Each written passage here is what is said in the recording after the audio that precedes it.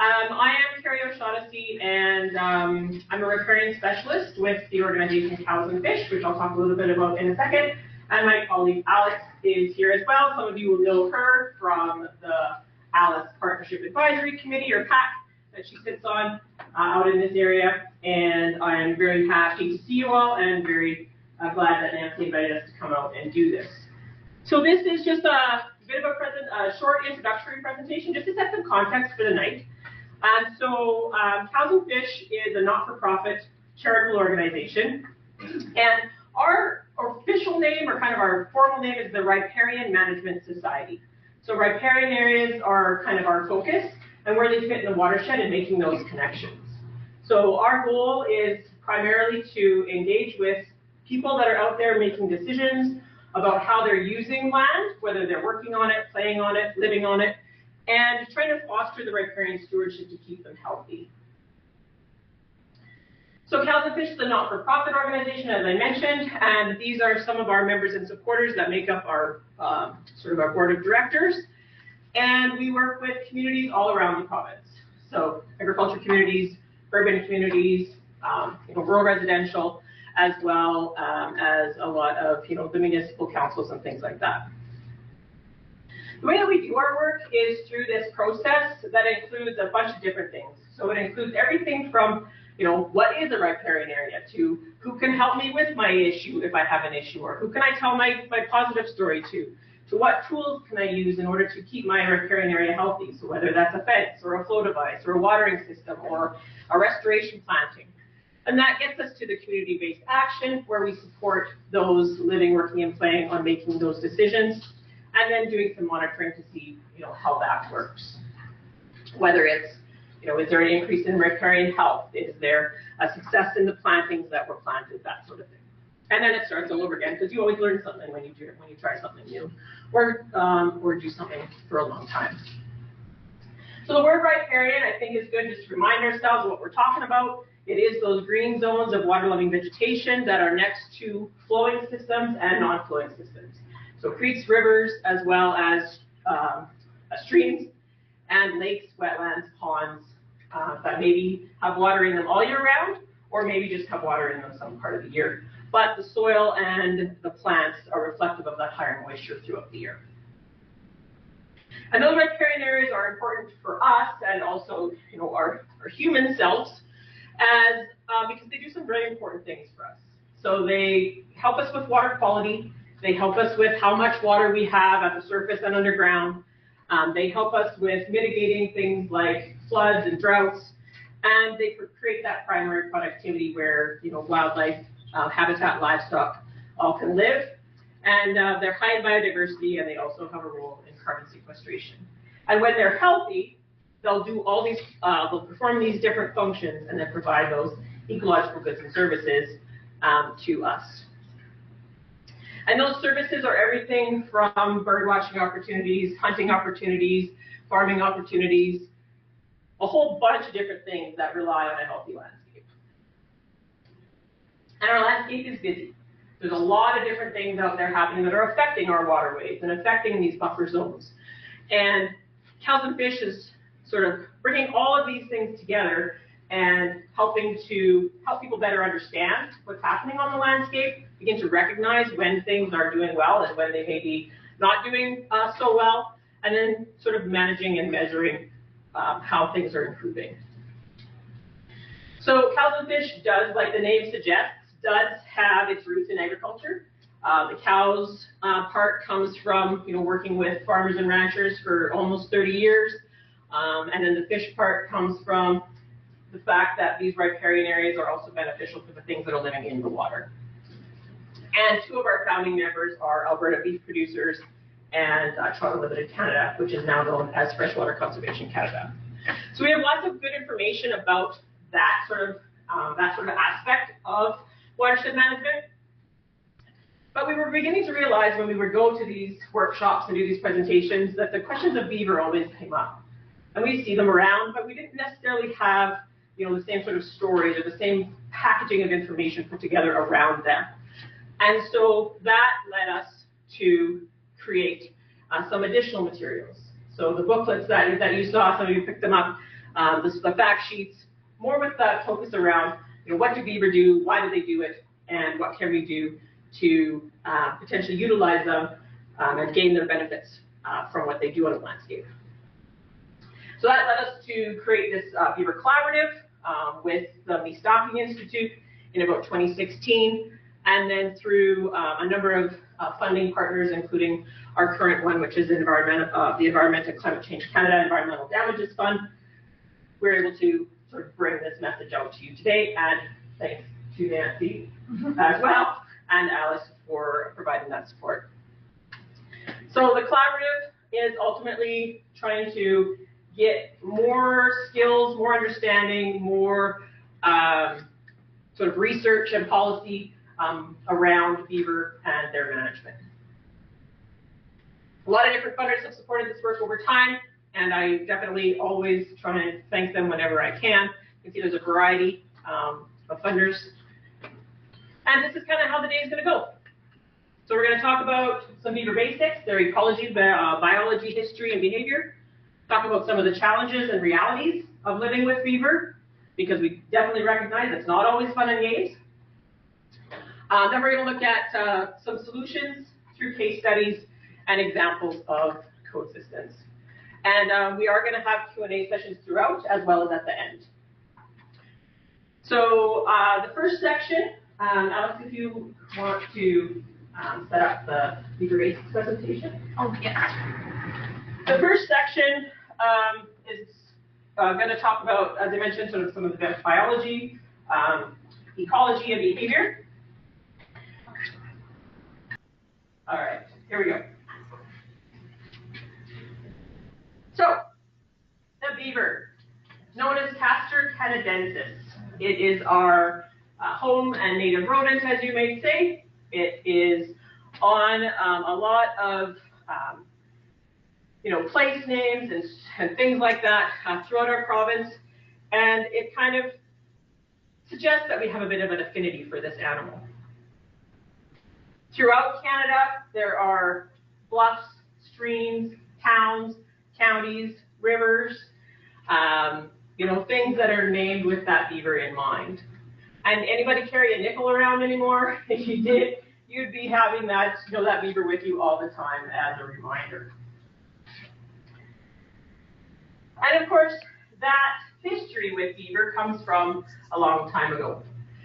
The European fur traders came to Canada in the 1500s time frame in search of beaver pelts for for providing the fur that they need for the fashion of fur coats and for hats and things like that in Europe. So it was them who came and began to work with our First Nations peoples, began to develop some of the first businesses through Hudson's Bay Company and Northwest Company. It was that began an economic driving of the country. And it also set beaver on a path to almost be extirpated. But even before that, there was huge beavers apparently roaming our landscape, with the mammoths and the mastodons and the saber-toothed tigers. There was this beaver that was about the size of a small black bear, and history and however they figured it out, I'm not sure. There's no really evidence that they were dam builders, but they managed to survive the ice ages, and then the modern beaver sort of came out of that. So there's two species of beaver in the world right now. We've got Castor canadensis, which is the one that's over here in North America, and then the Europeans still do have Castor fiber on the other side of the pond. They are very similar, but they also do have some slight genetic differences. So that drive for the beaver pelt, drove that European transfer over to here, and it was that fashion that sort of led to where beavers sit right now.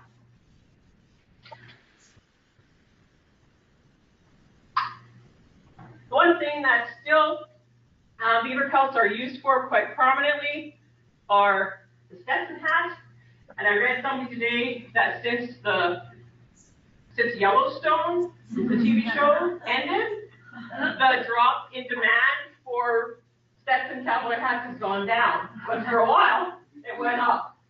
So there is still that need for those pelts. So since that sort of fur trade time, there was something like 4.7 million pelts at one point that went through Hudson's Bay Company and Northwest Company, and so you can imagine that that's a lot of beaver that are running around, and that's only the ones that made it to that market. So there's probably some other large number that weren't quite the quality that they needed to be in order to get there.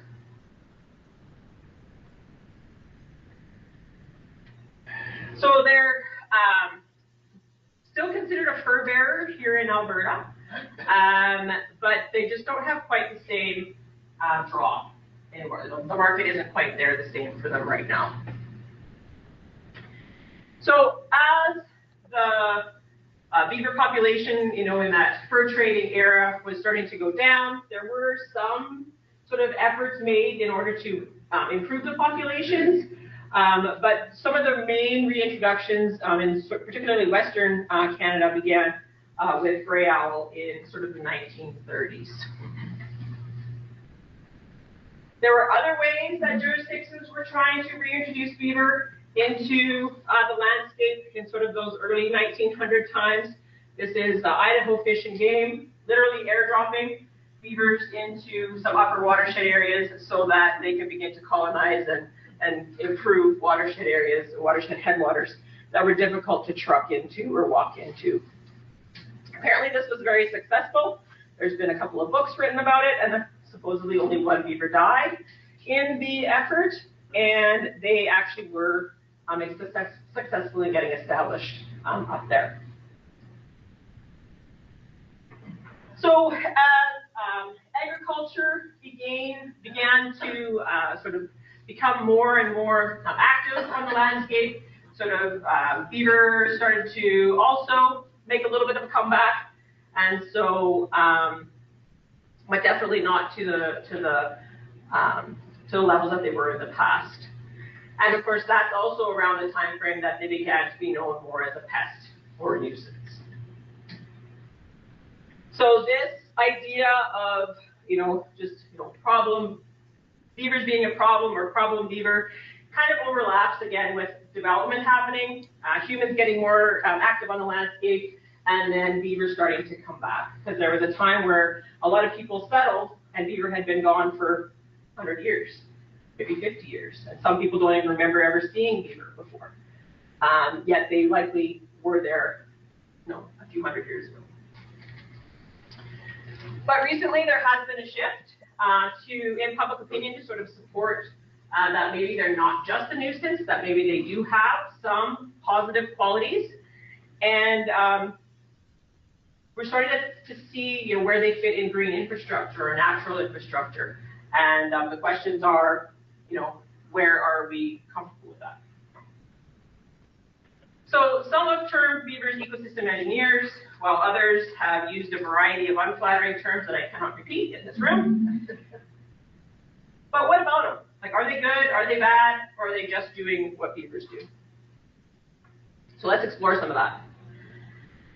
So if we want to understand them, part of it is knowing just what are they?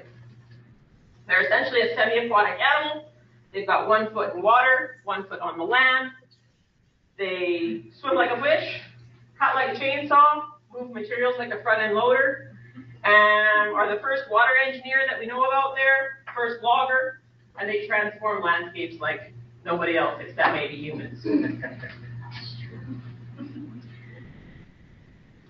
So they are well adapted to that dual existence of being partly on land and partly in water. They've got webbed feet on the front that helps them with swimming. They've got ways to steal the water out of their ears and their eyes. Their fur is made with a repellent sort of layer on the top that keeps them kind of waterproof with an insulated layer underneath that helps keep them warm. They can hold their breath for 15 minutes or so. So if you want to do anything around seeing beaver in the landscape, bring your coffee and be patient. The teeth that they've got, you know, those buck-toothed beavers that got that orange kind of look to them, that's from iron. They're iron infused. And they're harder on one side than the other. And they're constantly keeping them sharp by, you know, kind of rubbing on one side versus the other. That allows them to easily cut through wood, which we're going to talk about, sort of why they do that. And the teeth grow constantly. So if they weren't doing that chewing action, the teeth would eventually grow around and into their skull. So beaver colony is a family operation. There's an adult female at the kind of the center of it. She dominates and leads the efforts to maintain the lodge, get the food cache, keep the dams in function. The adults form a monogamous relationship until one of the pair dies. So once they meet their mate, they're with them until death do them part. They breed midwinter and have their kids in the spring. So typically, the beaver colony will have, you know, their 2 adults. They'll have 2 to 4, typically young of the year. That's going to depend on, you know, conditions, environment, age, and condition of the female. And then the 2-year-olds are also in that colony from when they're born up to that 2-year mark. So they live in what's known as the lodge. So the beaver lodge is their home. That's where they have entrances under the water so that they can access it without risk of predation through all year round. And they use it for protection, right, from predators, keep warm, keep cool, and also raise the young. They're high-type territorial. So if you ever see, you know, around a creek, these types of, you know, mounds of mud that are right next door to the channel, that's usually them marking their territory with their scent glands. So the 2-year-olds will disperse from the colony, usually in the spring, coinciding with that higher water, so it makes them easier to get around. And they can move up to, you know, research would suggest about 8 to 10 kilometers to find suitable conditions. They've been known to go up to 236 kilometers, so that one was on an epic journey. And they've also been known to just go downstream a little bit because mom and dad have let them stay. But often they will get kicked out and sent on their own to make their way. They're a herbivore, so they consume the cellulose that's right underneath the bark, part of the wood there, and then they digest it with, you know, their microbial action in their gut. If you've ever seen this outside of a beaver lodge, that's their food cache. That's them in the fall starting to take whatever branches they can carry, sticking them into the bottom of the wetland bed or the stream bed, and then they can access that through winter under ice. So beavers can live up to 16 years in the wild, but that's pretty exceptional with the high mortality rates.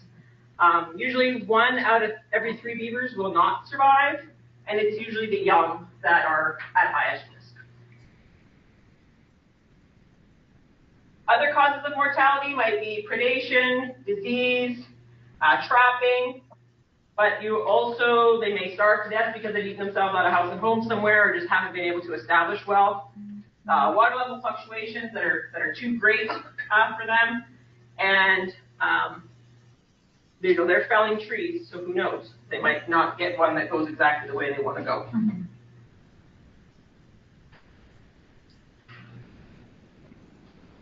So beaver have also been sort of burdened with the beaver fever, the Giardia cyst. And while they do carry it, there are a number of other animals that carry it as well. And there's some research out there that suggests that muskrats have a much higher percent of carrying them than beaver do. So, what do out there? Well, running water. They love the sound of running water. They like the feel and the suction and the movement of running water. That is one of the things that triggers them to start damming.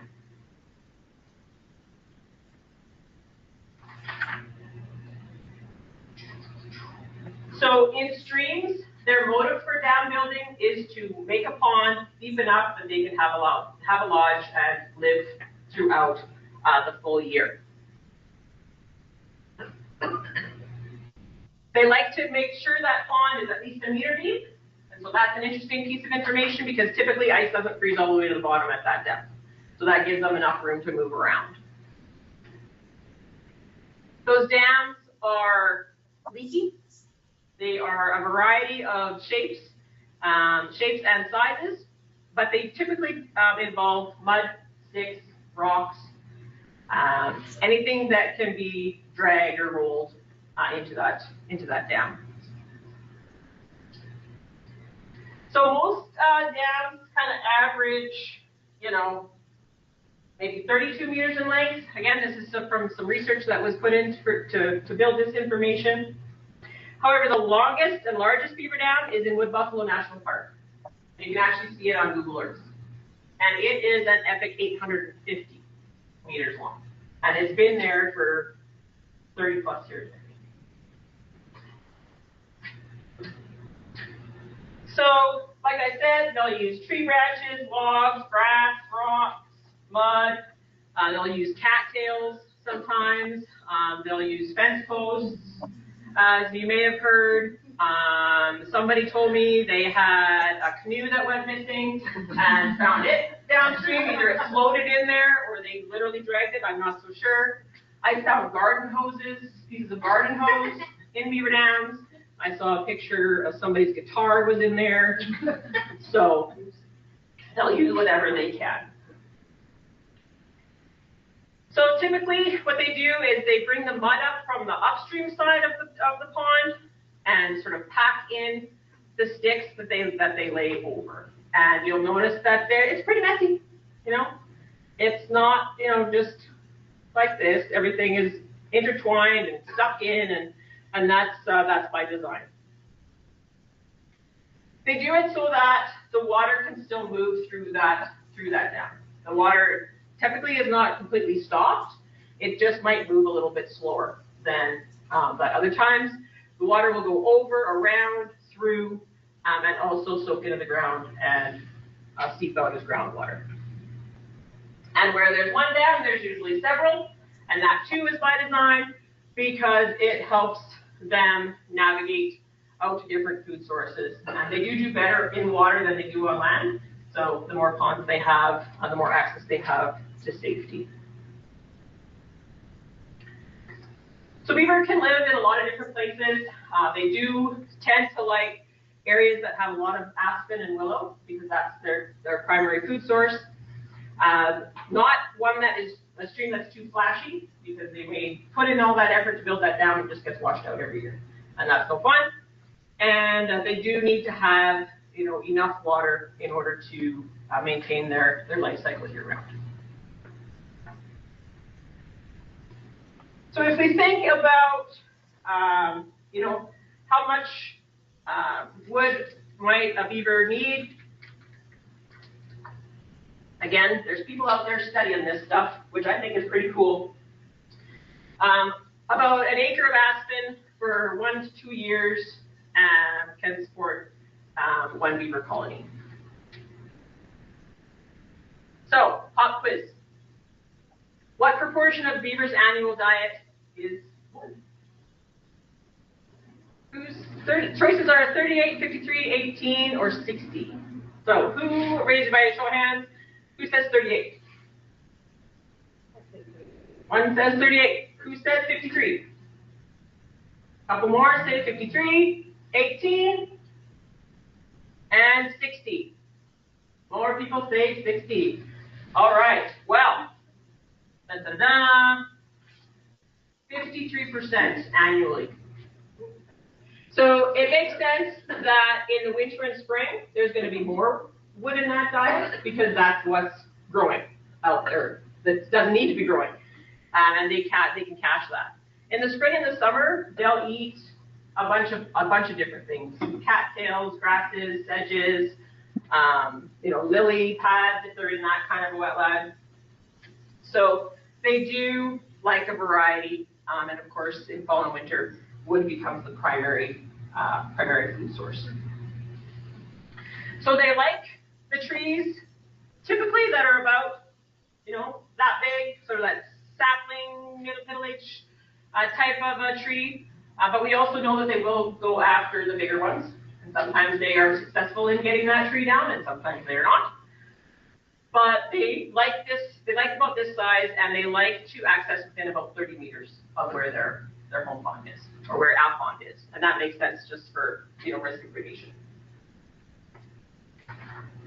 They, like I said, they don't always get it to the ground. Dang it. But they're really, once they get that tree to the ground, ultimately they'll end up chewing on the branches that they can move or roll or pull with their teeth, pull with their arms, and then the rest will be left either for food at a later time or to decompose and become part of the forest floor. So to help them get sort of further away from their ponds, they do make these little canals, these beaver runs that also, again, helps them access food source farther away and gets them into the water a little bit quicker. And for safety, exactly. And it also helps them to float that wood, because some of those trees are pretty big. So if they can float it and just kind of float along and drag it with them, that's a lot easier too. Favorite foods, as I mentioned, aspen and willow, and those two species and beaver actually evolved together. And they've sort of gotten to get along. That willow, once they've been cut by beaver and even by humans, will sprout big time. So that's kind of how they regenerate themselves.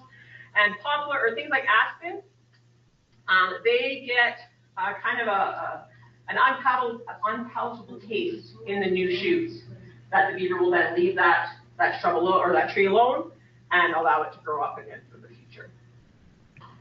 They've evolved that way. Can I ask a question? Sure. Our beaver have started taking out my pine trees. Mm-hmm. Is that common? They're about 12 feet high. I would say it's not common, but if it's easy access and it's in that sort of good size that they can get at relatively quickly, it can happen. Do they eat them or just use them for dams? My understanding is they mostly use them for dams.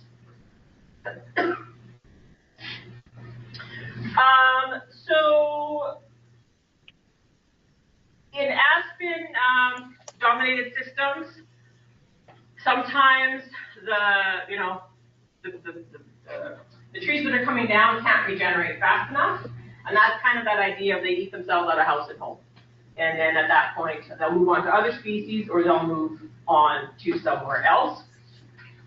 And typically, when a beaver colony is actively working on a dam, actively in an area, there shouldn't be too much dam failure unless there's a really big water event. And but if they do move on, eventually the dams will break down.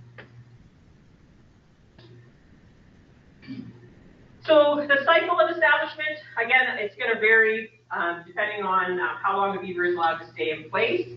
But the cycle can be about as short as 10 years if they're kind of allowed to do their thing, and up to 30 years. So, like I said, depending on how long they're allowed to be there, whether they're having their adequate number of kids each year, dispersal mortality, availability of food, changes in diet, weather, all those things are going to influence how long the beaver stays in place.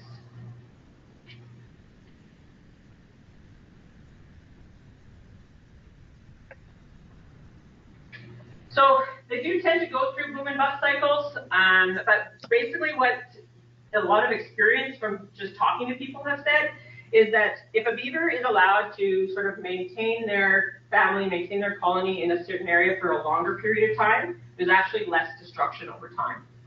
because it's not, you don't have to replace that habitat, or the beaver don't have to replace that habitat, you know, could be every week sometimes, depending on the situation. So if there's able to become a stable environment, then they just go into maintenance mode. And they may do more work in the fall to get their food catch ready, and then just becomes, you know, dam maintenance and things like that, as opposed to a reconstruction every year. So beaver ponds do go through cycles, and so when they're open water, they have that surface area that is great for, you know, for waterfowl and other animals to access, people to use for livestock, watering sources, that sort of thing. But once they do, those ponds do just go away, whether that dam breaks or they don't come back to the area, then they'll start to fill in, become more of a wetland, a big riparian area, and wait until the next set of beaver come through. So really they are some of the key riparian function builders, and because they literally create those areas where water and vegetation and soil meet. There's evidence that they have the ability to trap sediment behind those dams, which raises water tables, raises channels up, and can sometimes just create, you know, even more flatter areas that have you know, a higher production and really fertile soils. The beaver pond acts as a filter for cleaning water. So when water settles in that wetland or that pond behind, it has the ability for nutrients and potential contaminants and sediments to settle out, so that plants can begin to utilize them. We know the landscape is a busy place, so when we've got sediment going into our water bodies and heading downstream for drinking water or livestock water, human water, it becomes a real challenge. So beavers ponds, and in series, can store up to 382 tandem dump trucks load of sediment. So you can imagine if that ends up in lake, whatever, that could be pretty devastating for that lake. So they have that capacity. They've got the capacity to reduce the amount of nutrients, so phosphorus that went in the water creates algae blooms, things like that. Reduced fecal coliforms, increased dissolved oxygen. So above the beaver dam, this is suspended sediments. Obviously, there's going to be a lot of it upstream, but much less below. So they help with recharging the groundwater. When that water slows down, it has the ability to soak into the ground and recharge aquifers, recharge shallow groundwater. And that becomes really important in times of drought. In some watersheds, up to 30 to 60% of surface water can be held in those beaver ponds. And then there's a lot of activity that's associated with that. There's evidence and research that suggests that in dry years, there's some of the only water you're going to find is in those beaver ponds. And some of you probably have that experience yourselves. And so, comparing really times when there were beaver versus when there weren't, in some of the highest times of drought, just out by Elk Island National Park, there was a 9 times increase in the amount of open water in one of the driest years on record with beavers in place. Those beaver canals that we talked about, that's also the way that surface water gets farther out onto the landscape as well. Because it's not just sort of isolated in that pond, but is out there sort of further out into the floodplain. And these are the types of ecological goods and services that we're thinking about when we're thinking about some of the positives that beavers provide. Also, the amount of surface water is one thing, but there's a lot of that groundwater underneath as well. And it can be up to 5 to 10 times greater underground. And fire. This is becoming a really emerging area of research where essentially where there's higher beaver population, higher ponded water, beaver dams, ponds, the ability for fire to move across the landscape is slowed down, There's areas that are left as refuge. So this area is a pond. You can see it's still green after that one of those big California fires, whereas this same creek didn't have a beaver dam or pond on it, and it basically got burned right through. So they act as refuges for restarting growth after that fire. They're wildlife refuges. And we also recently had a conversation with someone who said that they could actually be refuges for firefighters as well, because they could drop into these areas potentially, and because they'd be a little bit safer.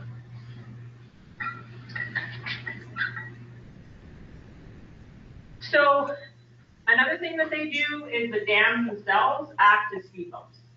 So they essentially, as water flows over them, it's got to fill up first and then go over, it slows and dissipates that energy and reduces the amount of water that's headed downstream. And that just helps with flood mitigation in a big way. If the water's not coming quite as fast, then we don't have as high a peak, and then you ultimately should have sort of more water longer at the end of it. So there's kind of a retention, detention, storage, and slow release situation going on within these beaver habitats that are also reflective of what happens in riparian areas. And again, as I mentioned, there's some smart people out there looking at these things from a data perspective, and that's just what it shows. Above the beaver dam, there's quite a high peak, and then a little bit less water at the end. With the beaver dams or below the beaver complex, that peak is still there, but it's not as high and it's not as fast.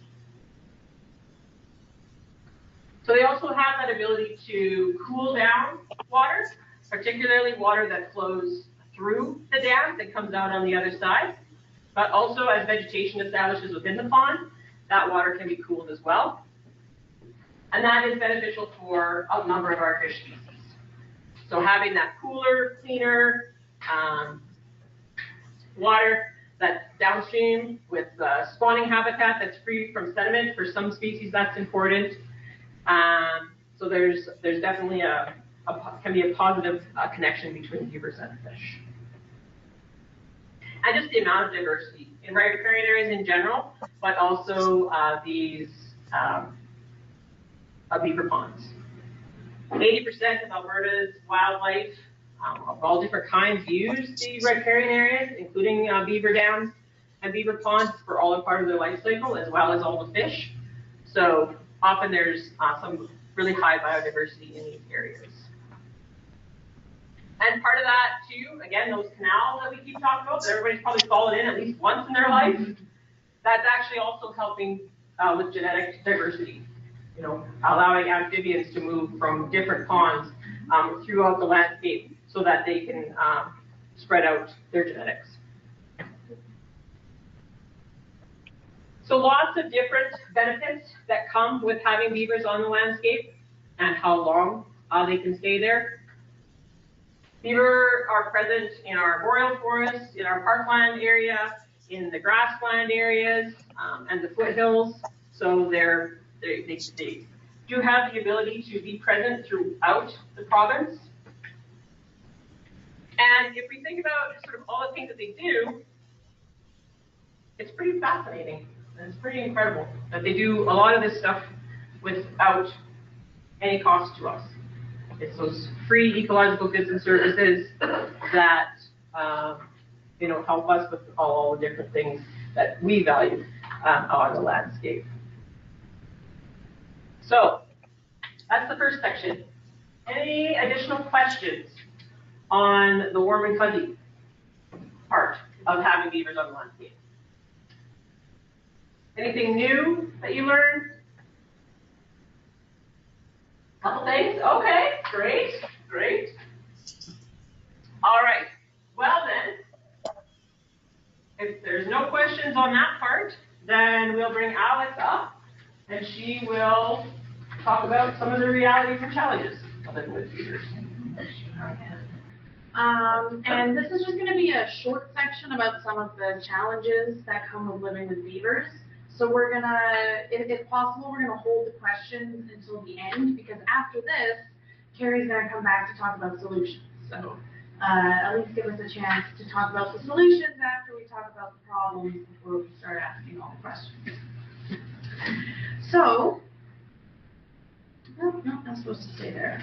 So I think that we can all probably agree that there are challenges that come with living with wildlife, and beavers in particular make the case that living with them can be expensive or frustrating or time-consuming or challenging. Opinions that people have about beavers seem to be influenced by whether or not beaver have been causing problems, causing damage, or affecting economic action, right? So for example, if you have had direct experience with some of the problems that beaver cause, you might be more likely to have a negative opinion of beavers compared to your neighbor who's never experienced those same troubles and maybe they love the beaver, right? But ultimately, regardless of how you feel about beaver, understanding them and understanding why they do what they do is the first step in being able to address some of the challenges that come with them. So beavers can create a large range of issues. They're very inventive little rodents, big rodents. And I'm sure some of you probably have first-hand experience with some of the problems that beavers can cause. Out on the landscape, we see that some of the examples of beaver challenges include flooding, not just to crops and to fields, but also flooding that poses risks to roads and infrastructure, over the landscape. They also cause flooding that can, threaten or damage fences, or, just directly damage fences by dropping trees on them. And they always seem to find that one spot where you just fix the fence and then the tree comes down. Flooded property can also lead to a reduction in, property values or land values. And it can also lead to dangerous or just difficult construction situations, right? As Carrie mentioned, we also know that the risk of potential dam blowouts like this one is something that people are concerned about because it comes with the risk of, that downstream flooding that can happen. This is relatively rare in an active or a maintained dam. Because the dams will have a flat profile that's being maintained by the beaver, and it is able to dissipate the energy and the water pressure over a larger surface area. However, when these failures do happen, they're more likely to happen in dams that have been abandoned by the beaver and are not being actively maintained anymore. So believe it or not, somewhere buried in this pile of mud and sticks and wood is a culvert, and that culvert has been plugged by beavers, which has resulted in the overland flooding here that in this case is flooding over a road. It's a little hard to see, but this is the inside of that culvert from the previous picture. And back here is where, the beavers have plugged it up with your classic sticks and mud and wood, but they've also managed to haul in some pretty large rocks into the culvert, which this past summer I experienced that myself for the first time when I was helping to unplug a culvert, and I was very impressed with the size of rocks that they were able to haul in. So this is, probably a pretty good day's work for the beaver, but of course presents some challenges for us when it comes to unplugging or fixing the problem or, maintaining it over time. And then this is just another view of that same plugged culvert. This is the picture of the actual road, and you can see that the water is flooding over and it's washing out the road. So we can see that beavers and their actions, particularly actions that lead to a lot of flooding, can have a significant impact on our infrastructure. And then these impacts on infrastructure present challenges that our municipalities have to go and try to fix or maintain some of these issues. Flooding is not the only thing that beaver do. They have lots of tricks up their sleeves, and they have lots of strategies to, to thrive and stay alive, right? So beaver tunnels can also present a hazard for people, for livestock, for machinery. In this case, this is a beaver tunnel probably in the bank next to a water system that has collapsed and created a pretty significant looking hole there. But even the canals that Carrie mentioned, that are excavated alongside the water can also provide hazardous, as anybody who's accidentally stepped in one can attest to. In addition to excavating and creating dams that flood things, beavers really like to chew things. Carrie mentioned that their teeth grow constantly, and they really need to chew to keep those teeth from getting too long. So they don't just chew wood, they will chew, for example, a telephone cable, and they've been known to knock out the internet to entire communities before by picking that one wrong cable to chew through. They also seem to like to chew PVC pipes sometimes. For example, such as the pipe that feeds into off-stream watering systems for livestock, so that can present some challenges for producers. And in general, we're dealing with an animal who eats wood for breakfast, literally. They build dams with the wood. They have teeth that grow continuously, specifically to cut down a lot of wood. And so this can provide another challenge for us because they might target or try to take down some trees that we don't want them to get rid of, right? Whether it's trees that are meaningful or historical or cherished to us, or a shelter belt, or just some wood that we really would rather they leave alone.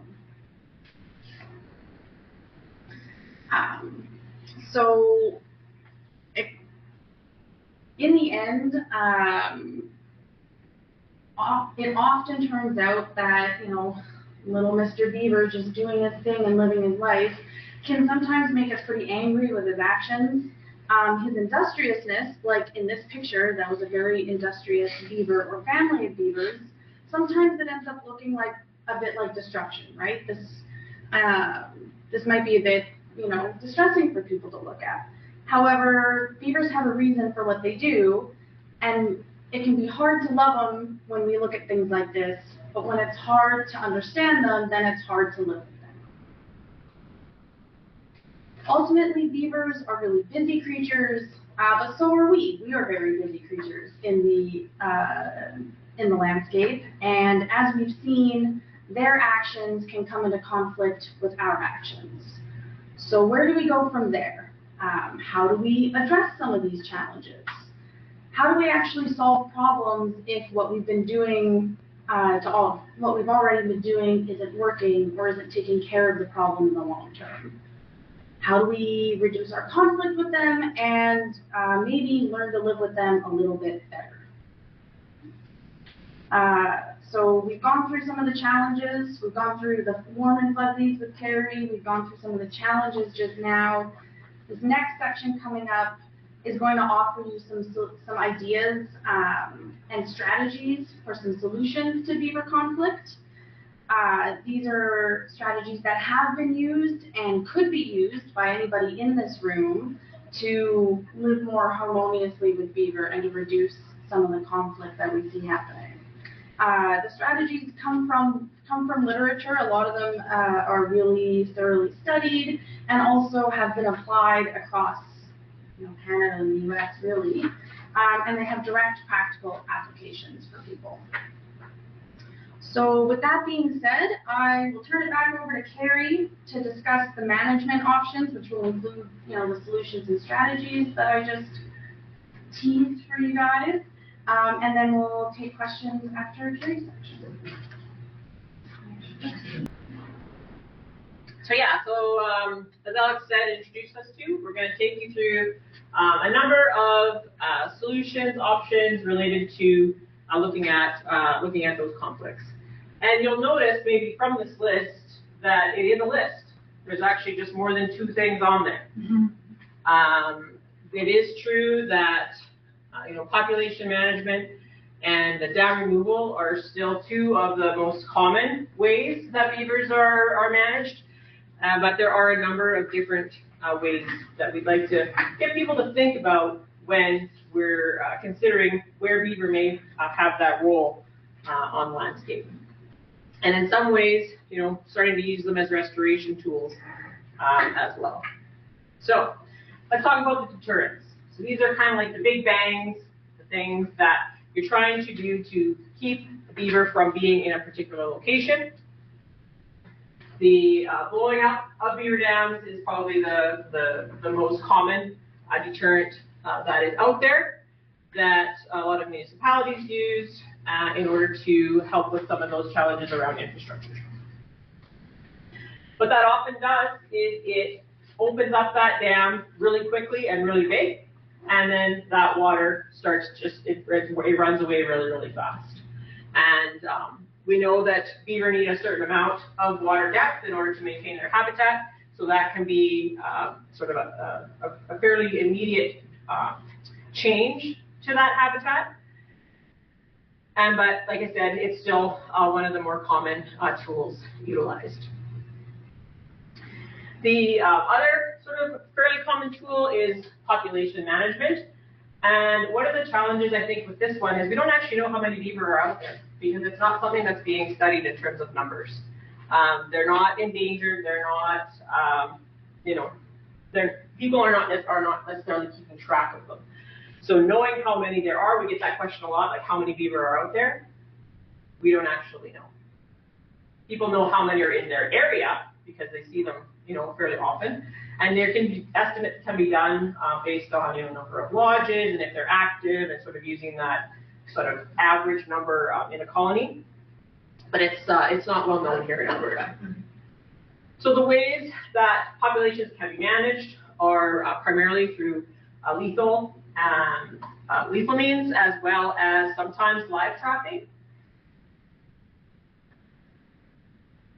In terms of lethal trapping, beaver can be hunted and trapped on private land without a license during all seasons, either by a private landowner on their own land or somebody who's that they've given permission in order to do that. It's against the law to disturb or remove a dam if a lodge is nearby without a damage control license. That comes through Fish and Wildlife on both private property and Crown land. And it is actually against the law to transfer live wildlife without a special permit. So people often ask, well, can I just take this beaver that's causing me a challenge and take him to my neighbor that wants him? And technically, it can't be done. It's illegal. So in terms of beavers, they are still considered a fur bearer. They do have a role to play in that, sort of in our modern day, but obviously it's it's not as great as it was in the height of the fur trade. And so trappers and those that have a fur management license are able to trap and remove beaver through the designated trapping season. And again, if a trapper wants to take the beaver remove the beaver outside of normal trapping seasons, then a damage control license is also needed. And there's also management around the types of traps that can be used for humane use. So I think you guys are in zone 4 here. So normal trapping season would be October 1st to March 15th. In terms of numbers, I was curious, and we talked about what are the populations of them. We don't know how many are alive, but we know that over the last 5 years, that's about how many have been harvested through fur management licenses. So about 7,000, and that's the average. And pelts are at their highest quality, sort of between early mid-December to February. And I'm not a trapper, but I pulled this information from the trapping regulations. And in terms of economic value, that 8,000 pelts that were taken in 24-25 sort of brought in about $180,000. So they do have a bit of an economic spin to them. And so they are a positive part of those that are trapping for fur production. But it can be a bit of a damn if you do, damn if you don't situation when we're talking about removing animals and removing the dams. Because if the habitat is good, well, guess what? Either the next day or the next hour, they're going to be back. So the idea with coexistence tools is how can we come up with ways and strategies where we can maintain the beaver and their activity on the landscape, as well as mitigate some of the challenges. So maybe we can lower some of the flooding issues. Maybe we can, prevent any other types of conflict. So coexistence tools can be more efficient and cost-effective compared to the expenses of removing those beavers all the time, as well as damage to infrastructure. As I said, they are intended to maintain the beaver in their pond on the landscape for those different values, economic, social, cultural, environmental values that they provide. And some examples that we're going to go through are things like flow devices or pond levelers, culvert protectors, tree wrapping, and even planting can come into this. So let's talk about barriers. So barriers are ways to, again, maybe have a beaver around, but we've done something in order to stop them from getting at something that's causing troubles. So the culvert that Alex talked about is one of the more common ones, because if you were a beaver and you had a nice big road bed, which is basically a dam pre-built with one little hole in it, that's easy peasy. That's easy pickings. If I'm a beaver, I can just plug this little 3 to 6 foot thing, and then I've got a huge pond. So this is a common challenge. Grates like this can be utilized. One of the I'll say the cons to these are that they're often placed straight against the face of the culvert, and that just means the beaver can just pile up mud and sticks right up against it. The pro is that often the municipality can come in with a machine that happens to go by, lift that grate up, and be on the way until they come back. So there's a concept out there of an exclusion fence. So essentially it's a way to maintain your beaver pond if the beaver begins to dam along this fence, but it also protects the culvert. So these are some examples of what some of those fences can look like. You'll notice they're not round and they're not square. That's by design, because if they're made in kind of a trapezoidal shape, that makes it more difficult for the beaver to complete the damming process that they may want to do on that culvert. In this case, the grate can be maybe left, or can, be taken out. Another way of protecting culverts is with these T-culverts. So essentially, it's an add-on to an existing culvert or one that's being replaced, and it's got grates on the top and the bottom, so that again water can flow through and over, and then when the water level goes down, the beaver can't necessarily get inside and plug it off. So this is a type of exclusion fence that works well is when you've got lots of space. So you want to have at least 1 to 2 feet of open water on either between the bank and the side walls, as well as the back. They're typically 8 feet long on the sides and can be 8 to 10 feet long or 12 feet long across the back. Basically what that does is it pushes the sound of the water, again, away to out here. It makes the beaver have to dam quite a bit of a larger area, so sometimes they'll give up. Sometimes it'll just take them longer, so it gives people time to catch up or go look at another site that's more important to them or a higher priority that day, and come back to this one. And it just spreads out that flow of water as well, so reduces that suction and reduces that sound. Do I need a permit for one, or can you just? If it's within the road allowance, like the county shouldn't need a permit. Okay. But as we'll get to with all these in streams, and because these are new, we always say check with your regulators before you do it. And if you don't have room to do this big thing, then you can combine it with a flow device pipe, which I'll touch on in a second. So those trees. Trees are important. People have been wiring trees for a long time. It's a very common barrier to protect those ones that you really don't want the beaver to take. There are a few principles that we've learned over the years and people have learned over the years that make this more successful. One is you can do groups of trees, so that can also lower costs, or you can do individual trees. If you're going to do wiring really at all, you want to use a fairly stiff wire, so a heavier gauge wire than chicken wire. And if you're going to do any staking, use metal stakes, not the wood ones. So that's one thing. The other thing is to make sure that you give enough space for that tree to grow. So that giving it a wide berth, it does two things. As I said, it allows the tree to grow for over a longer period of time without end up growing into the wire and girdling that tree. And it also, again, pushes that wire farther out. So the beaver will have more difficult time, pushing it over or reaching through. Thinking about their habitat, what can you do around that? Well, you could help them out. Providing alternative food supplies, that's one way. So literally taking branches from places that you're okay with and bringing it to them so that they eat those instead of the prize trees. This one is labor intensive and does take a lot of time, but it has worked. This is a beaver feeding station, so same idea. These materials were placed here and sort of as an offering for the beaver.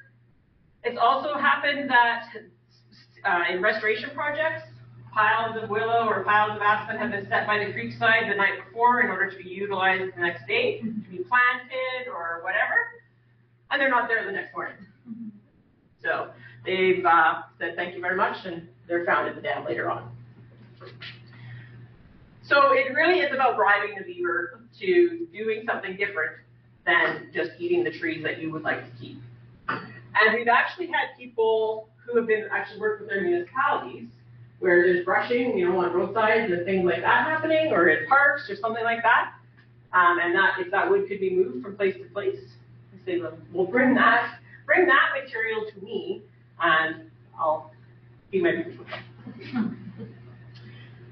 The other thing to think about is, you could let them have the creek, or let them have that wetland, right? If we're thinking about where pastures are being placed, where fences are going.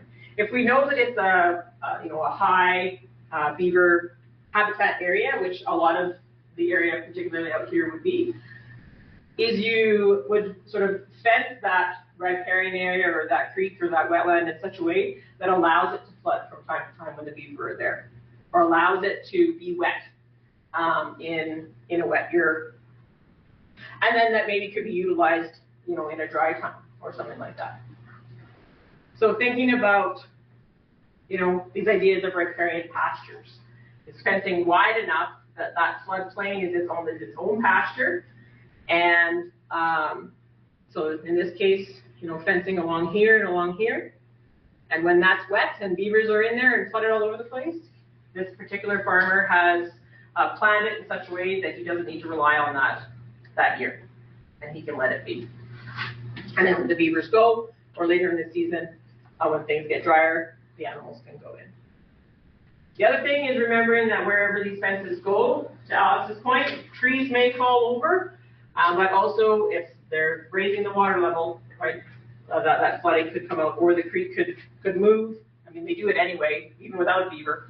They, erode on those outside beds and can sometimes take out a bed. So that's another value to fencing wider than narrower. When we're thinking about off-site watering, the challenge can be that they will chew through those PVC pipes, But those beaver ponds can be a good watering system for livestock, a good watering source. This is an example where this is kind of all the batteries and things like that for the off-stream watering system, and it's got this lovely panel around it. One might think that was for the cows and the moose. It was for the beaver, because the beaver had gotten in and around somewhere and chewed one of the wires, one of the pipes. So elevating those watering hoses and pipes is one way. I've seen them run through trees, and so again, they're high up off the ground, and the beaver don't have easy access to them. I've heard of people running double pipe, 1 inch inside of 2 or 1 inside of 3, so that they have to go through 2 layers in order to get to that one that's moving the water. And then the other thing that people have done is they put the PVC through steel. So if you've got access to a steel pipe, you can run your PVC through that, and then that will also help reducing that risk of chew. Talking about the alternative food supply, that can be used as a way to direct beaver to where you would prefer that they're doing their activities. And then there's also some other ways to do that, like audio cues, having areas that you're okay with them being, so these beaver occupancy zones, and then also using things like beaver mimicry, which is basically creating man-made structures, dams, in places that you want them to start on. So the audio cue thing, people laugh at this all the time, but it actually has worked. You literally put a tape recorder with the sound of running water, and you place it over here because you would prefer they build their dam there, and the next day, tape recorder buried. And damming is happening over there. It happened in Gatineau Park. It's happened, we've got a producer down in the foothills area who's tried it. We recommend using a relatively cheap tape recorder, or putting it on some kind of a string or rope that you can haul it out of there once they've done it. But basically all it does is it shifts the stimulus to a different location. So maybe you don't want them to go on the culvert, but you're okay if they dam over here. Or you don't want them on this main stem, but they're okay up on this tributary. So it can be utilized that way. Also, things like, this is that example of one of those beaver mimicry structures where, the culvert was over here, but he was okay if they dammed over here, so they built some fence posts and started a dam for them, and they left the culvert alone. And then flow devices can be, that's what this is, we'll talk about that one in a bit. So beaver dam analogs is kind of the more formal term for beaver mimicry, but it's essentially man-made dams using natural materials, so rocks, sticks, mud, water, wood chips, gravel, all those sorts of things that a beaver would use, but the humans are doing it. And so placed, across stream channels in different places, and then these are places where the stream channel might be incised or downcut, so it's actually not accessing its floodplain anymore and drying out up top. So they're useful that way. In places where water just goes too fast and you want to slow it down, they can be utilized that way as well. This is an example where the stream used to go over here, and now it goes over here and dries up. So for some fish habitat, it's limited in this area later in the season. So Freshwater Conservation Canada put in these beaver dam analogs in order to help keep that water there longer for those fish. The Anasandy Cross, this is one of the most recent beaver dam analog beaver mimicry projects. It's an area kind of southwest of Calgary. And again, these are dry areas, so they tend to, for the purpose of restoring stream incision and keeping water longer on the landscape, they're very popular in drier areas. About 20 of them were built for over a week on a 1 kilometer system. And these are just some pictures of what they looked like through that week and the next year. So they hold up quite well. And they're not intended to stay there the whole time, because beaver dams aren't intended to stay there the whole time either. Eventually they're going to either fail, which is okay, water will start to move around through or over, and depending on your project and what your goals are, you may want to repair them, or you may want to wait for beaver to come back and do it, or you may be okay if 18 of the 20 survive this. So when we're thinking about this beaver mimicry, it's again thinking like a beaver essentially. It's okay to be messy. We want to use natural materials. There's strength in numbers, because where there's one, probably more is better. Ultimately, the idea is to let the natural system start to balance out and find its path again and become self-sustaining. So it sort of just helps that restoration of that stream channel get to where it's going. So repellents. This is another consideration. So these are things that just make it not so fun for beavers to be there. So things like scent markers, because I mentioned they're territorial.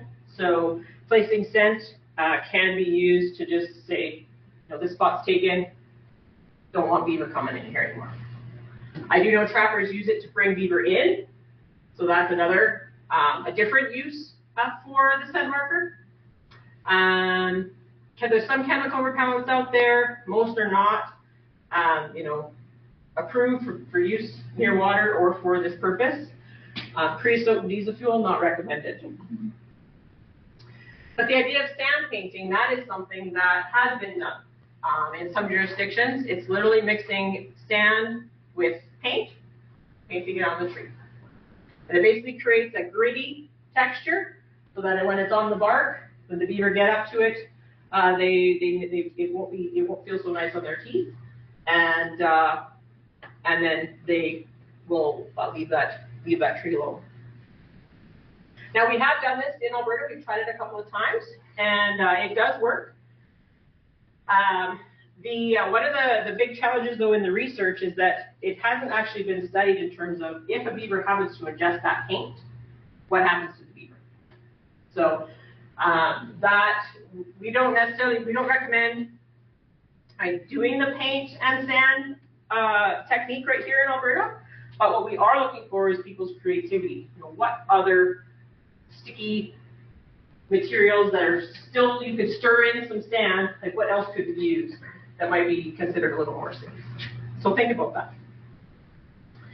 Regulating water levels. So flooding is a popular challenge with beaver. So one of the ways to do that is to manage those water levels is with a flow device. So a flow device is also known as a pond leveler, is an example. And essentially it's pipe that is put into a freestanding dam. This length of pipe is actually 40 feet long, again, to move that stimulus as far back away from the dam as possible so the beaver are not attracted to it. It's got a cage on the end of it that is big enough to reduce that suction and that sound of running water. And then the height of the pipe is set at the height of the pond that is desirable. So a height of pipe that is, or a depth of water that is suitable for the beaver. So typically like at least a minimum of 3 feet per meter deep, but can mitigate that flooding issue. So it might flood in the springtime, it might flood in heavy rain, but the idea being that the water will continue to flow through that pipe and over and around the dam until it reaches kind of that steady state height. So it works on gravity. It's not a siphon system, so it won't actually drain the pond. It'll just allow that water to move to a certain level and then slow down. So typically these things are built on land. You can see this is an example of the pipe. It's a double wall pipe. And then the cage is built around. They're floated out into place, either using boats or people on a nice hot sunny day. Floated into place. The dam is notched just is notched big enough for the pipe and at whatever height you want to put it to, and then covered up, and the water continues to flow. So you have to consider size of the pipe. How many pipes would you need to try and mitigate that issue and still maintain the habitat? And there's an example of one of these right here in Brazeau County. It actually came about after a workshop that we did here back in 2018, it was. And so it involves 2 2 pond levelers on 2 freestanding dams. This is an example of one that this one actually isn't in Brazeau County. This one is the pipe is just this long, and the cage is over here. This is too short. The beaver buried that one in a matter of a few months. Got wider. So back to here. It's over by Easy Ford. 2 dams, one right here, one right there. Very popular beaver habitat, prime beaver habitat, been there for years, the beaver have. But basically what happened is one of the dams started getting too high and we're flooding out a pasture over here. And so the idea was, through a workshop, is to add a pond leveler into each of the dams. So here is the completed one. It was done on a lovely snowy, I think it was a snowy September day, actually. And basically the pipe is extending, this is the outlet, is extending 40 feet up this way with that cage on the end. In the upper dam, same thing. There's that pipe extending out, the cage is down here. So, well, that's all right, let's do that. Not completely maintenance free. These are ideas that are designed to work with the beaver, but the beaver don't always want to work with you. They figure it out a little bit. So at the time, we didn't realize the importance of protecting the outlet of the pipe, because typically they dam from the upstream side. In this case, they dammed from the bottom within a week. And they also, over a couple of years, they started to food cache actually where the intake cage was. So this was cleared by hand, manually out in the water. And we went back 1 week later, 2 weeks later, it was almost full, the outlet end of that culvert. So we cleared it out and added a panel on that end. And now this is something we recommend, particularly in areas where the dam might not be that high. And even if it is quite high, put a panel on an angle and then bury it and cover it up with sticks. And it's got sides on it, and it's basically secured so that the beaver have a much more difficult time trying to block that pipe. And the reason it's on an angle is because it gives that space for the pipe opening to stay clear, and they can dam all around the outside if they want to. So this is that panel, just from different views. You can see that it basically, you don't know that it's there. And over time, this part of the pipe actually did start to heave a little bit, and so we added a second cinder block on top of it. The other challenges is because the 2 pipes are coupled together, this one, the coupler actually broke.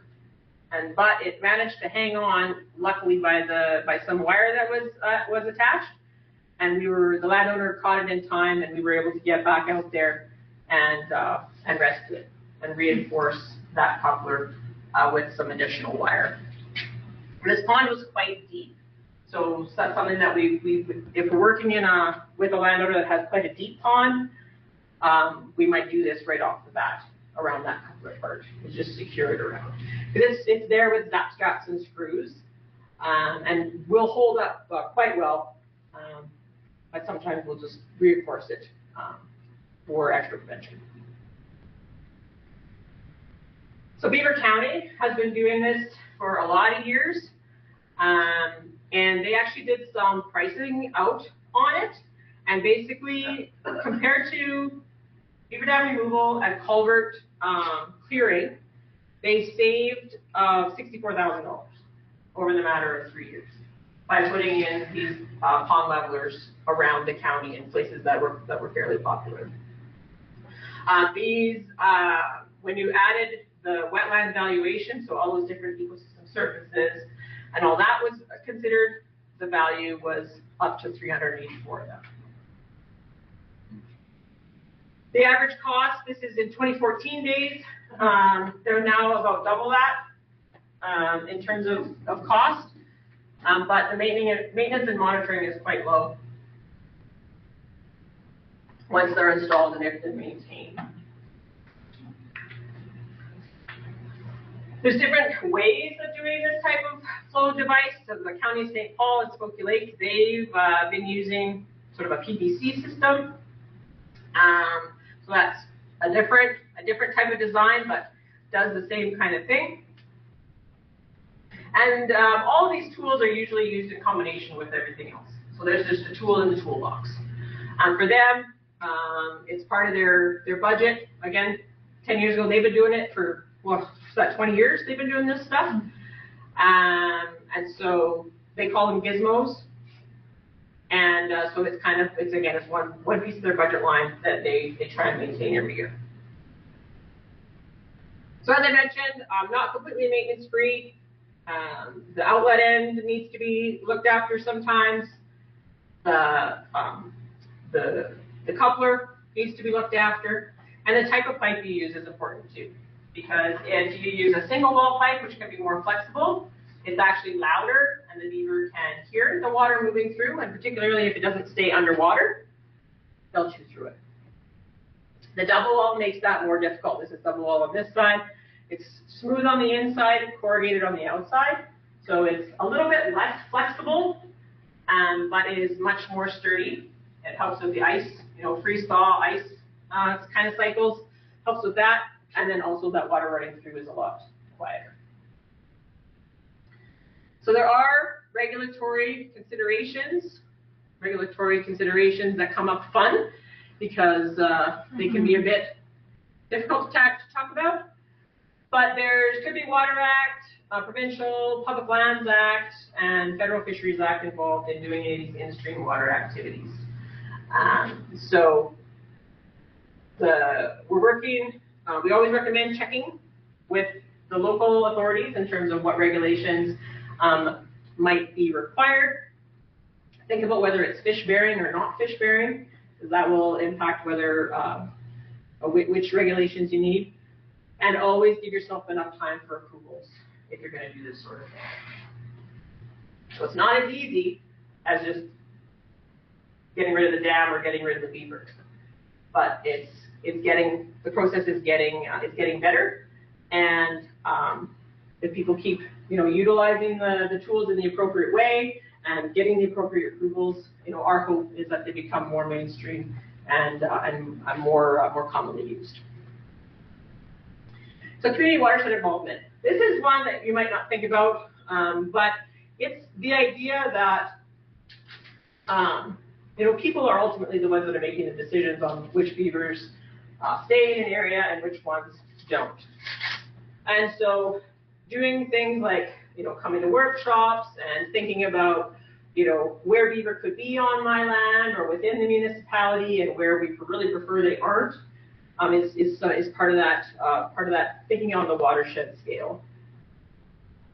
And there's examples where this is being done in the northwestern United States, where the counties in eastern Washington were basically looking for, what did they do? They wanted to replace 3 million acre feet of water or something like that. And they were looking at all the different options. And they basically looked in their kind of upper headwaters of their watershed, and they researched that each dam had the potential to store, up to 35 acre feet of water. They had about 10,000 square miles that were suitable for beaver. So this was kind of thinking about reintroduction and relocation. And so by doing all of that, they figured they could get 2 to 4 million acre feet of water without having to invest too much, except get beaver into a location where they're suitable. And to that ecosystem services point, again, research, this is out of the United States, out of Utah, what is the value or the number that's placed on what those beaver and that beaver habitat can provide? Often this is based on, what you wouldn't have to spend, in dredging or in rebuilding habitat or, things like that. But there is a lot of value placed on these areas. So talking about this issue, coming, learning, being open-minded about some of the different opportunities, that's also around that community and watershed part of it. At Cows and Fish and through the Working with Beavers Collaborative, over the years, we've been actually hosting workshops where we bring people from municipalities and landowners together, and we actually work with them to find a site that is suitable for a pond leveler or for a fence design, or maybe a combination device, which is a culvert fence with a pipe that goes through. And through that, we start to build, these concepts of principles and practices. So when we think about grazing management, you can manage livestock in a number of different ways. But if the principles of grazing management, like rest and distribution and carrying capacities and avoiding certain times of the year aren't followed, that riparian area is not going to get healthier. So same idea with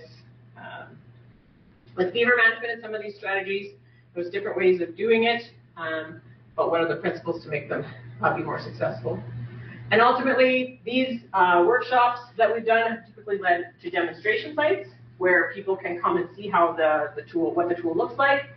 And throughout Alberta, in about the last 20 years or so, the amount of these coexistence tools has just started to grow a lot, and that includes the beaver dam analogs as well. So the types of tools that are being used in Alberta are things like pond levelers, culvert exclusion fences, combo devices. Relocation has been done and is in the process of being worked through, just to see what may be required in order to do that.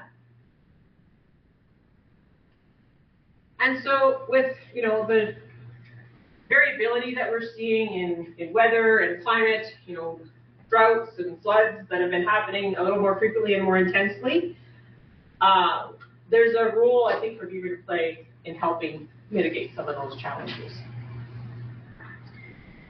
Part of it in being able to utilize or think about them in that way is where can they be? Where is the habitat good? And where is the tolerance for them high? Where are they okay to be? Is there a way to connect people? If relocation becomes a thing, I don't like mine, but I want one. So we'll get those people together and go through the process, and maybe we can work something out. But we know that we cannot leave all of the issues that we have in our watersheds to beaver. We're going to have to think about, our infrastructure planning. Maybe we don't put culverts in high beaver populated areas. Maybe we go bridges instead. Or we think about where those fences are going. Things like that. So having sort of us thinking about how the beaver fits in can be helpful too. So what can we do? Started that tonight by coming and listening to this workshop, being part of it. Maybe you have an issue that you'd like to address, and maybe you could become a demonstration site. Like I said, after that meeting that we had in 2018, somebody put on their paper or on their evaluation form, yes, I would like to become a demonstration site. Come see me. Let's see what we can do. Think about riparian health assessments and photos. Thinking about sound management practices and principles, and then working with others in your community. And then just thinking about the options. We've talked about a lot of them. And some places they're going to be effective, and other places they're going to be less effective. So if you're looking for more information, we've got some materials over on the side. You can check out the workingwithbeavers.ca website, as well as the Cows and Fish website. We've got a lot of those materials in digital form. On the Working with Beavers, there's also a lot of the research papers that have been done. There's also a jurisdictional scan on relocation that's recently been completed. There's a map of tools. You can check out one. Maybe there's some other ones in this in your area. And there's also a cost calculator for coexistence as well.